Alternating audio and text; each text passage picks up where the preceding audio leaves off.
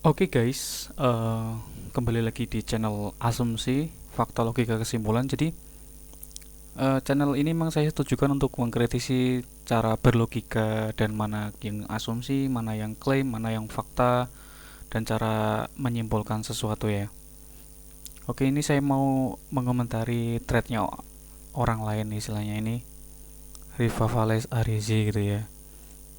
Ini kayaknya seorang flat earther ya. Dia sudah riset sedemikian jauh sampai sudah tahu perhitungan Eratosthenes. Memang Eratosthenes itu dasar dari teori globe earth itu ya. Tapi emang bener rata-rata orang yang berpaham globe earth itu nggak kenal Eratosthenes. Mereka tahu globe apa Eratosthenes itu malah justru dari grup-grup seperti ini, grup-grup diskusi flat earth gitu kan. Tanya aja sama dosen-dosen atau guru-guru itu, nggak kenal Eratosthenes ya, nggak kenal, kecuali guru-guru atau dosen-dosen yang sudah pernah ikut dalam grup-grup flat earth atau debat flat earth gitu ya. Oke, selanjutnya saya mau mengkritisi ini ya. Kalau FE kan hanya dongeng samput agama. Ini argumen nggak mutu istilahnya. Argumen nggak mutu ya. Nggak usah direspon lah argumen seperti ini. Selanjutnya, Eratosthenes memang jenius banding FE. FE masih belum paham ilmu ukur sudut trigonometri. Ini klaim-klaim yang nggak berdasar ya. Sayangnya FE lebih cerdas dari ilmuwan ya. Ini juga kalimat yang sekedar opini ya. Dan anehnya dari semua orang yang meyakini bumi globe yang kenal Eratosthenes, maksudnya yang tahu ya mungkin, hanya para GI yang gabung di grup. Bener. Ya, ini kan ya terjadi di dunia nyata ya. Kamu tanya sama guru fisika atau guru sains itu nggak kenal siapa itu Eratosthenes. Semua profesor yang diklaim GI di semua universitas gak kenal ini penemu bumi globe. Bahkan banyak dari GI mulai nge-google ini. Ya bener sekali. Sih dislike ya ini ya. Rata-rata itu nggak pada tahu asumsi dasar dari bumi globe itu adalah Eratosthenes. Terus oke. Oke.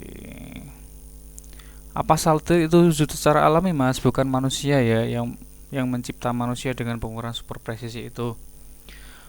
Oke, loncatan teknologinya yang aneh. Bumi hanya bisa diukur dengan tongkat kayu Eratosthenes dan satelit di ruang vakum.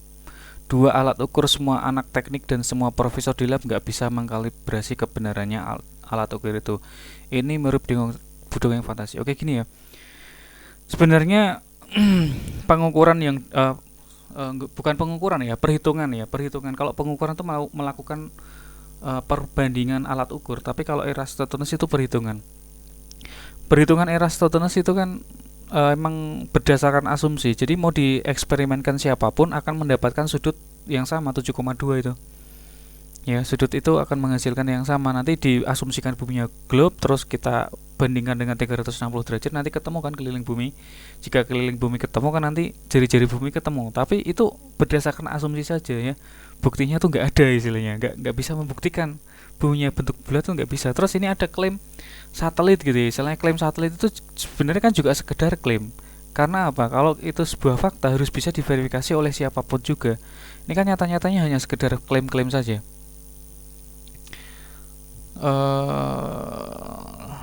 Ini apa ini enggak?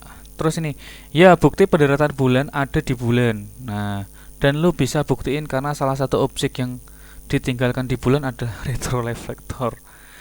Oke ya, intinya ini. Oke, ini saya akan komentari lebih lebih apa lebih dalam ya. Oke, katanya itu ya, orang mendarat di bulan tahun berapa itu ya? 1969 ya. Katanya meninggalkan retroreflektor sehingga memancarkan laser dari bumi mantul ke bulan terus pulang pergi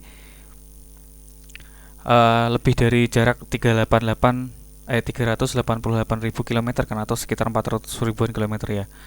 Terus laser itu pergi dan pulang sejauh lebih dari 400.000 kilometer ya. Baiklah. Nah, kenapa nggak bisa ya mas? Oke, ini yang mau saya jawab. Kenapa nggak bisa? Itu nggak bisa ya. Kita kita pakai logika dan fakta ya. Oke, saya bawa Anda ke postingan saya di grup ini yang sudah lampau ya. Ini saya bawa Anda ke sini. Ini fakta pembangkit energi terbesar saat ini yang ada di dunia itu 3 Nare Cina. Nih, 8.460 MW Cina. Jika klaim laser adalah benar yang bisa menempuh jarak bumi bulan sekian, bisa memantul pulang pergi ke bulan yang katanya moon landing Apollo 11 pernah meletakkan retroreflektor, ya. Maka energi terbesar saat ini yang dihasilkan faktanya bukan dari nuklir, ya, tapi dari 3 Nare. Cek Google bisa. Nah, coba kita lihat dari sisi intensitas energinya. Asumsikan efisiensi 100%. Kan efisiensi 100% kan nggak pernah ada toh. Dalam hukum termodinamika efisiensi 100% itu adalah nggak pernah ada, ya. Efisiensi 100% tidak akan pernah ada. Pasti ada yang berubah menjadi panas. Jadi, tapi kita asumsikan saja 100% energi yang terbesar di dunia saat ini 8.460 MW berdasarkan prinsip intensitas, maka semakin jauh dari sumber intensitasnya semakin kecil. I sama dengan P per 4 PR kuadrat. Ini kalau yang paham sains pasti paham, ya, menghitung intensitas suatu energi atau sinar. Maka intensitas laser dari bumi saat sampai bulan, ya, satu kali perjalanan saja, jadi dari bumi ke bulan saja, intensitasnya adalah sekian ini. Jadi intensitasnya laser sampai bumi itu 9,946 kali 10 pangkat min 9, atau ditulis 0,000009. Ini berapa nolnya berapa ya? 0,0000009946 watt per meter kuadrat. Nah, dan klaimnya dengan intensitas sekian, ya, laser ini pulang kembali mantul ke bumi gitu loh. Kan lucu ya.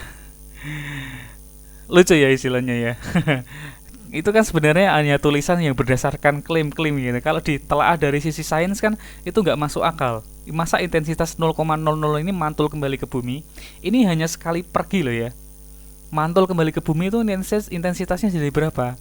Ya, Anda itu boleh sih misalkan Google mencari riset, tapi mbok ya apa ya, digunakan logika akal itu ya.